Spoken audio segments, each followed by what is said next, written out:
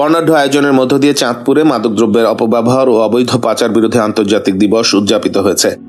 বৃহস্পতিবার দিবসটি উপলক্ষে জেলা প্রশাসকের কার্যালয়ে উৎসব বন্ধন, আলোচনা সভা ও পুরস্কার বিতরণের আয়োজন করা হয়।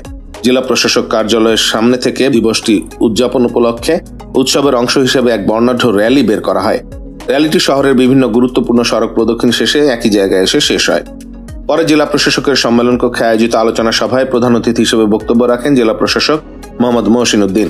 অতিরিক্ত জেলা ম্যাজিস্ট্রেট সুভাষ চাকমা সভাপতিত্বে বিশেষ অতিথি হিসেবে বক্তব্য রাখেন নৌ পুলিশ চাঁদপুর অঞ্চলের police super Syed Mushfiqur Rahman, civil surgeon doctor Mohammad Nure Alam Din, অতিরিক্ত পুলিশ সুপার মোহাম্মদ আব্দুল হান্নান রনি সহ অন্যান্যরা। আলোচনা সভার শুরুতে স্বাগত বক্তব্য রাখেন মাদকদ্রব্য নিয়ন্ত্রণ অধিদপ্তর চাঁদপুরের সহকারী পরিচালক মোহাম্মদ মিজানুর রহমান। সভা শেষে দিবসটি উপলক্ষে আয়োজিত বিভিন্ন প্রতিযোগিতার বিজয়ীদের মাঝে পুরস্কার বিতরণ করেন অনুষ্ঠানের প্রধান অতিথি সহ অন্যান্য অতিথিবৃন্দ।